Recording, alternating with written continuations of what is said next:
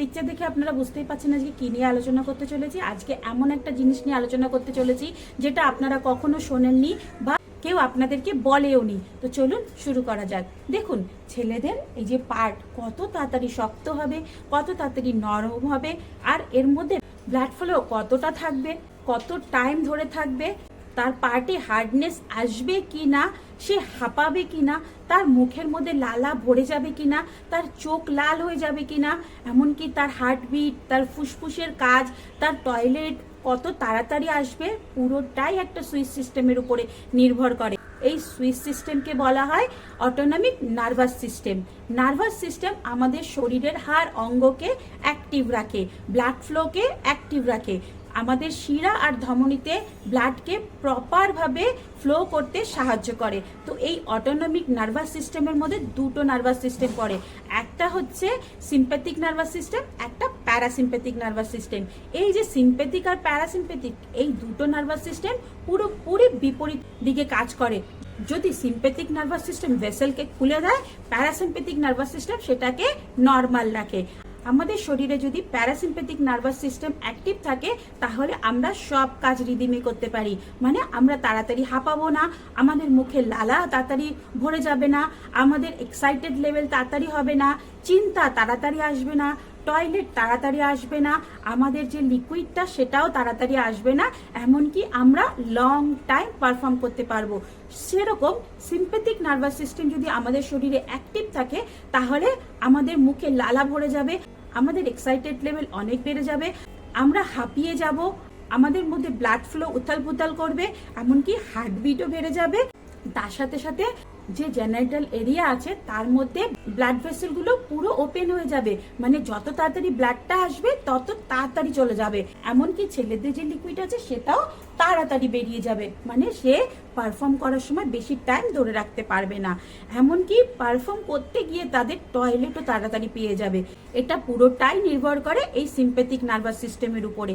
তো আপনার শরীরে সিম্প্যাথিক নার্ভাস সিস্টেম অ্যাক্টিভ আছে না প্যারাসিম্প্যাথিক নার্ভাস সিস্টেম অ্যাক্টিভ আছে সেটা কি করে জানবেন? যদি আপনি দেখেন অ্যাক্টিভিটি করার সময় আপনার চোখের মনি লাল হয়ে গেছে, মুখের মধ্যে লালা ভরে গেছে, ফুসফুসের পাম্পিং সিস্টেম বেড়ে গেছে, খিদে পেয়ে গেছে, আপনাদের ব্লাডার ফুল হয়ে গেছে, জেনারেটর এরিয়া তাড়াতাড়ি ওপেন হয়ে গেছে, মানে আপনাদের সবকিছু তাড়াতাড়ি হয়ে যাচ্ছে, এমনকি আপনাদের বিপি বেড়ে যাচ্ছে, তার সাথে সাথে চোখ মুখ লাল হয়ে যাচ্ছে, আপনারা অস্থির অস্থির ফিল করছেন, তাহলে বুঝবেন আপনাদের সিম্প্যাথিক নার্ভাস সিস্টেম অ্যাক্টিভ আছে। যদি এইসব কিছুই না হয় বা আপনারা নর্মাল ভাবে আছেন, ঠিকঠাক ভাবে আপনাদের টাইমিংটাও আছে, ঠিকঠাক ভাবে আপনারা সবকিছু করতে পারছেন, তাহলে বুঝবেন আপনাদের প্যারাসিম্প্যাথিক নার্ভাস সিস্টেম অ্যাক্টিভ আছে। তো প্যারাসিম্প্যাথিক নার্ভাস সিস্টেম কি করে? আমাদের শরীরকে শান্ত রাখে, রিপ্রোডাক্ট সিস্টেমের হেলদি রেসপন্স মেনটেন করে। যদি আপনার প্যারাসিম্প্যাথিক নার্ভাস সিস্টেম অ্যাক্টিভ থাকে তাহলে যতই আপনার টেনশন আসুক না কেন, যতই আপনার এনজাইটি আসুক না কেন, আপনার শরীরকে কমফোর্ট ফিল করায়। তাহলে এটা হয় কি করে? এই যে নার্ভাস সিস্টেম এই দুটো কোনো একটা কারণের জন্য তো অ্যাক্টিভ হয় না, সেটা হয় কেন? দীর্ঘদিনের স্ট্রেস, ওভার থিঙ্কিং, এনজাইটি থেকে এই সিম্প্যাথিক নার্ভাস সিস্টেম অ্যাক্টিভ হয়ে যায়।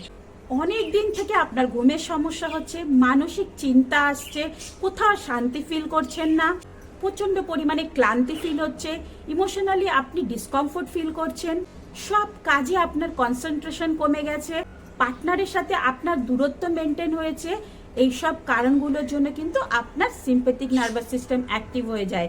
মোদ্দা কথা, আমাদের শরীরে যদি সিম্প্যাথিক নার্ভাস সিস্টেম অ্যাক্টিভ হয়ে যায় আমাদের শরীরে সব কাজ তাড়াতাড়ি হয়, আমরা ক্লান্তিও ফিল করি এবং আমরা সব কাজ তাড়াতাড়ি তাড়াতাড়ি শেষ করতে চাই, আমরা কোনো কাজ ঠিকঠাক ভাবে করতে পারি না। তাই এই নার্ভাস সিস্টেমকে হেলদি রাখার জন্য পর্যাপ্ত পরিমাণে ঘুম, regular exercise, regular breathing exercise, meditation, healthy food, stress maintain করতে হবে, এমনকি স্ক্রিন অ্যাডিকশনও কমাতে হবে। যদি আপনার মধ্যে অত্যাধিক পর্ন ভিডিও দেখার নেশা থাকে তাহলে সেটাকে কম করতে হবে। এছাড়াও অনেক ছেলেরা আছে যারা রাত রাত ভর রিল স্ক্রোল করতে থাকে, সেটাকেও কম করতে হবে। তবে সেক্সুয়াল হেলথের সমস্যা অনেক কারণে হতে পারে, যেমন স্ট্রেস, ব্যাড লাইফস্টাইল, হরমোনের ইমব্যালেন্স এবং কারোর এমন মেডিকেল কন্ডিশন আছে যার কারণেও কিন্তু তাদের এই প্রবলেমগুলো হতে পারে। তো হেলদি লাইফ মেনটেন করুন, প্রপারভাবে ঘুমান, দেখবেন এগুলো ঠিক হয়ে যাবে। যদি দেখছেন যে ঠিক হচ্ছে না বা আপনার দীর্ঘদিন থেকে এই সমস্যাগুলো হচ্ছে, তাহলে আপনাকে অবশ্যই ডক্টর দেখাতে হবে। তো বন্ধুরা, আজকের ভিডিওটা এখানেই। যদি ভালো লেগে থাকে তাহলে লাইক কমেন্ট শেয়ার করে দেবেন, আর এরকম ভিডিওর জন্য আমার চ্যানেলটাকে সাবস্ক্রাইব করে বেল আইকনটাকে দাবিয়ে দেবেন। যদি এই রিলেটেড কোনো কোয়েশ্চেন থাকে অবশ্যই নিচে কমেন্ট বক্সে জানিয়ে দেবেন।